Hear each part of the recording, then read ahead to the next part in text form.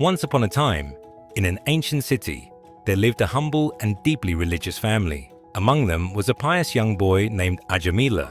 He possessed all the virtues of a noble soul, pure, kind, honest, and gentle at heart. Ajāmila showed great respect to his spiritual teacher, guests, and elders. He eagerly studied sacred texts and embraced a life of discipline and spiritual learning. As he grew older, Ajāmila married a beautiful woman from a respectable family, a kind and virtuous companion. One day, following his father's request, Ajāmila went to the forest to collect fruits, flowers, and items needed for religious ceremonies. But little did he know, that simple journey would forever alter the course of his life. On his way home, he saw a prostitute entertaining a client in the forest. In that instant, long dormant desires awakened within him. His mind, once pure, was overtaken by lustful thoughts. He tried to remember the sacred codes of conduct and restrain himself, but the pull of desire was too strong. His resistance crumbled. Eventually, he brought the woman into his home under the guise of a servant. He abandoned his spiritual duties, neglected his devoted wife, and left his elderly parents to suffer in solitude. To please the woman, he spent all of his father's wealth on material pleasures. As time passed, he turned to dishonest and sinful means to sustain their lavish lifestyle.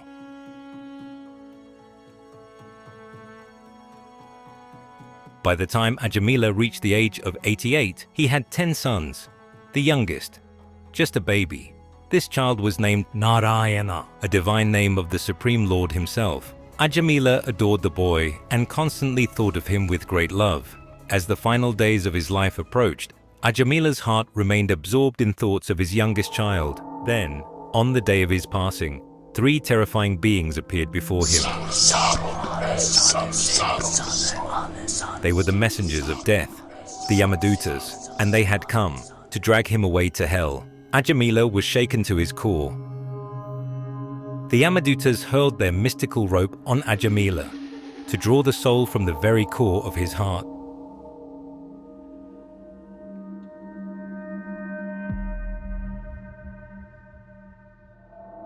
In desperation, he cried out to his child who was playing nearby. Narayana! Narayana! Narayana!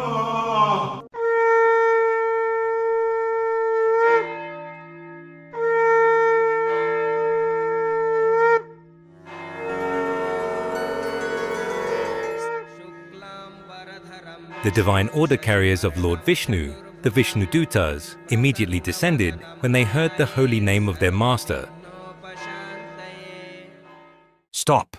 He has chanted the holy name of the Lord. He is not to be touched. Who are you that dare to challenge the jurisdiction of Yamaraja, the Lord of Death? Why are you forbidding us to touch the body of Ajāmila? Your eyes are just like the petals of lotus flowers, dressed in yellow silken garments, decorated with garlands of lotuses, and wearing very attractive helmets on your heads and earrings on your ears. You all appear fresh and youthful. Now tell us, why are you obstructing us? Explain to us the meaning of religious principles and the symptoms of irreligion. What is the process of punishing others? Who are the actual candidates for punishment? Is everyone punishable, or only some of them? That which is prescribed in the religious scriptures constitutes dharma, the religious principles, and the opposite of that is irreligion. The candidates for punishment are those who are confirmed to have deviated from their prescribed regulative duties. Everyone engaged in sense gratification activities is suitable to be subjected to punishment according to their sinful acts. One who has accepted a material body cannot be inactive, and sinful action is inevitable for one acting under material nature. Therefore, all the living entities within this material world are punishable. This man, Ajāmila, has lived a life of sin, a According to the laws of karma, he must now be taken to hell for judgment. There he will undergo punishment in proportion to his misdeeds, and purified. Alas, how painful it is that irreligion is being introduced into an assembly where religion should be maintained. Indeed, those in charge of maintaining the religious principles are needlessly punishing a sinless person. A king or governmental official should be so well qualified that he acts as a father, maintainer, and protector of the citizens because of affection and love. However, if such persons become polluted and exhibit partiality by punishing an innocent person, where will the citizens go to take shelter for their maintenance and security? The mass of people follow the example of a leader in society and imitate his behavior. They accept as evidence whatever the leader accepts. Ajāmila has already atoned for all his sinful actions.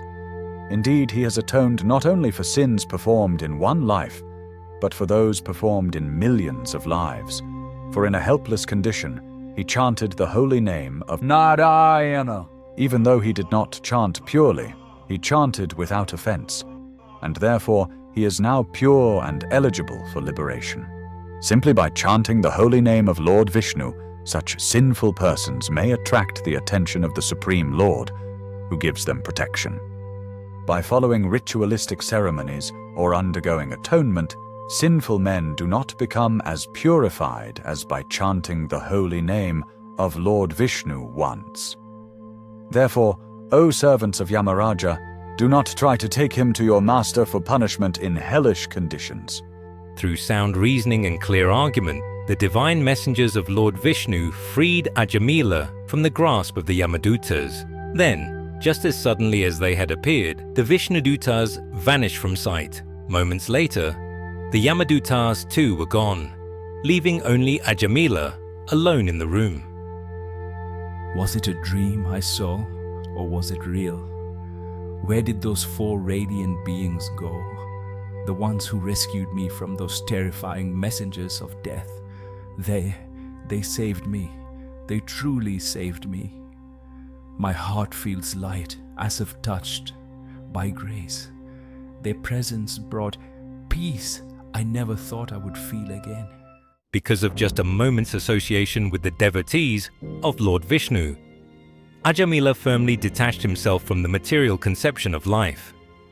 Freed from all worldly attraction, he set out with determination on a sacred pilgrimage. Reaching a holy place, Ajāmila took shelter in a Vishnu temple. There, he devoted himself to the path of Bhakti Yoga, controlling his senses, fixing his mind, and serving the Lord with all his heart.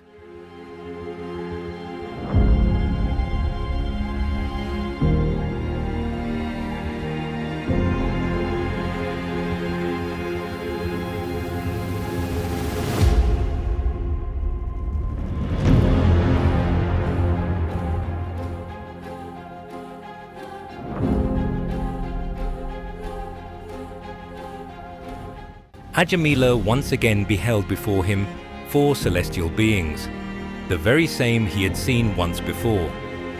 Recognizing them as the Viṣṇudūtas, Ajāmila peacefully left his material body.